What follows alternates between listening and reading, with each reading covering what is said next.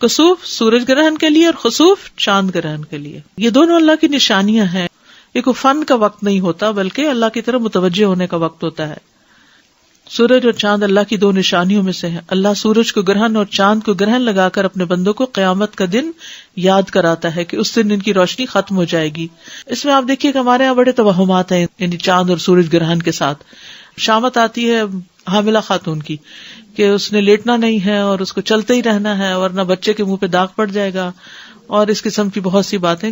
اس موقع پر نبی صلی اللہ علیہ وسلم کے بیٹے فوت ہوئے تھے تو لوگوں نے اس کو اس سے منسوب کر لیا کہ اس وجہ سے یہ گہن ہوا ہے کیونکہ ابراہیم کی وفات ہوئی ہے اس کے ساتھ ہی ہوا. تو آپ نے فرمایا اس کا کسی کی موت سے کوئی تعلق نہیں. یعنی یہ نہیں کہ کسی ملک کا سربراہ وہ مر جائے گا کیونکہ اس کے ہوتے ہوئے سورج گرہن یا چاند گرہن لگ گیا.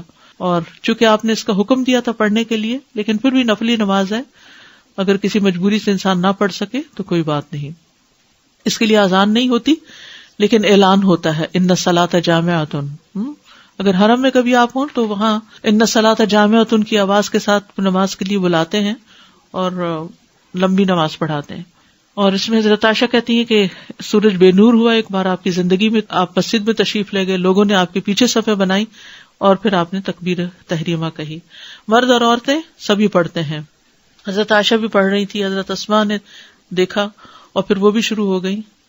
اور اس کا طریقہ تھوڑا سا مختلف ہے نماز کا. اس میں تکبیر تحریمہ کہے, پھر دعائے استفتاح پڑھے, پھر تعوذ پڑھے, اس کے بعد سورۃ الفاتحہ کے ساتھ سورت ملائے اور لمبی قرات کرے. ثم یرکع رکوعا طویلا, پھر لمبا رکوع کرے, پھر رکوع سے سر اٹھا کر سمع اللہ لمن حمد ربنا ولک الحمد کہے, پھر دوبارہ سے سورت فاتحہ پڑھے. سجدے میں نہیں جانا ابھی, ٹھیک ہے. اور پھر سورت فاتحہ کے ساتھ کسی دوسری سورت کو ملا کر لمبی قرات کرے تاہم پہلی رکعت یا پہلے قیام سے یہ قیام تھوڑا کم ہوگا. پھر دوسری مرتبہ لمبا رکوع کرے لیکن پہلے رکوع سے قدرے کم لمبا ہوگا. پھر رکوع سے سر اٹھائے, ٹھیک ہے, یعنی رکوع بھی تھوڑا لمبا لیکن پہلے رکوع سے کم. پھر رکوع سے سر اٹھائے, کافی دیر کھڑا رہے, سمع اللہ لمن حمد ربنا ولک الحمد پڑھے, پھر دو لمبے لمبے سجدے کرے. اسی طرح دونوں سجدوں کے درمیان بھی کافی دیر بیٹھے, یعنی جلسہ میں.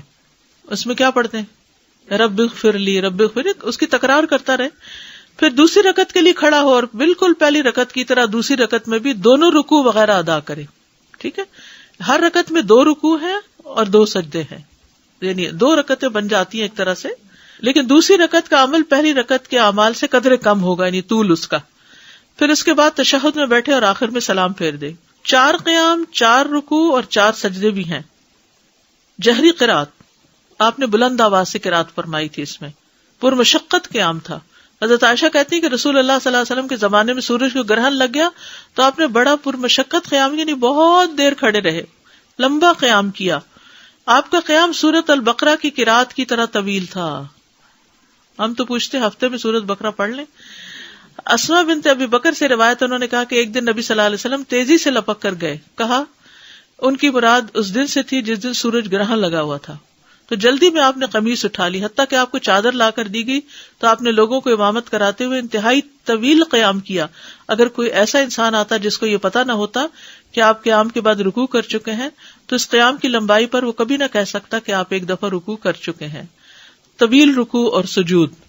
پھر نماز کے بعد خطبہ دینا. گرہن لگنے پر کرنے کے کام کیا ہے؟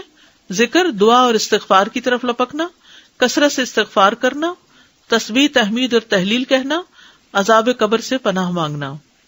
آپ نے جب طویل قیام کیا تو فراغت کے بعد جو کچھ اللہ نے چاہا اسے بیان کیا اور پھر لوگوں کو حکم دیا کہ وہ عذاب قبر سے پناہ مانگے. صدقہ کرنا.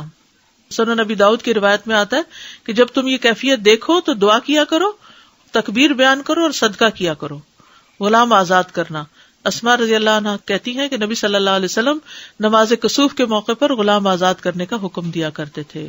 تو کسوف کی نماز دن میں ہوگی اور چاند گرہن کی رات میں ہوگی.